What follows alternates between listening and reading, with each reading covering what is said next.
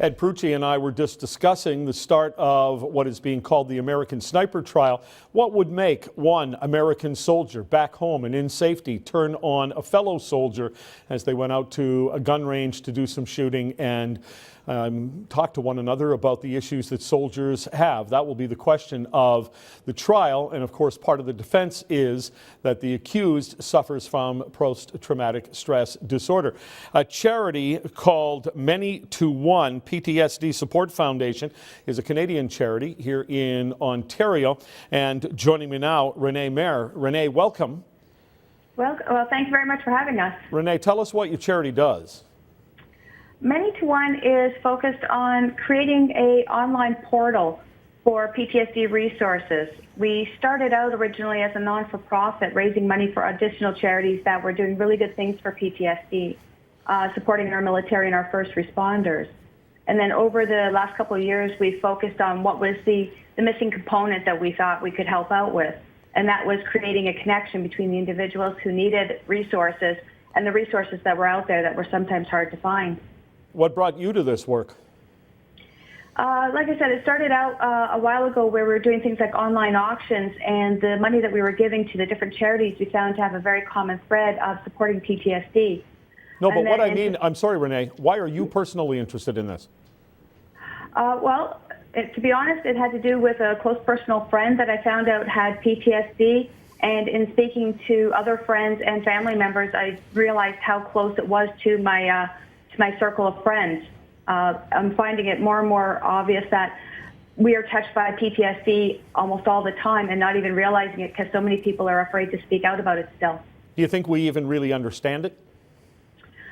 I think we're getting closer to understanding it or getting a better grasp on what we need to look for.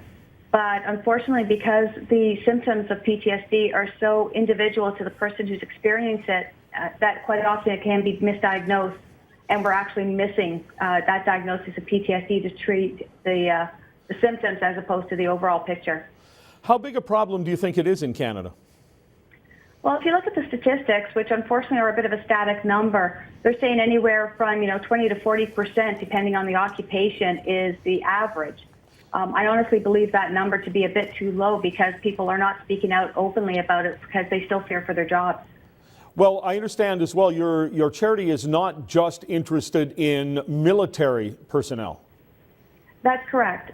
We support military and first responders because we believe that all of those occupations are at a very high risk. The other side to that is that they are, in my opinion, mission critical to the safety of our communities, both here and abroad. And if we don't support them, then how can they in turn be there for us when we need them? Is this not something, I'm loath to come up with new things for the government to do, but looking after soldiers and firefighters and police is actually supposed to be their job. Is the government failing in this regard? I think that they are so fixated on what the job is supposed to do for us that they're missing the mark on what we need to do for them in order to ensure that that investment is properly maintained.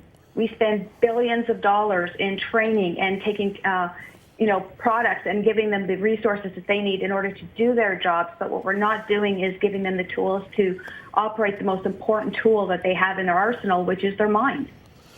If people want more information, and I know you're trying to raise some funds, if they want to find out more about you to decide whether they want to help, how would they do that?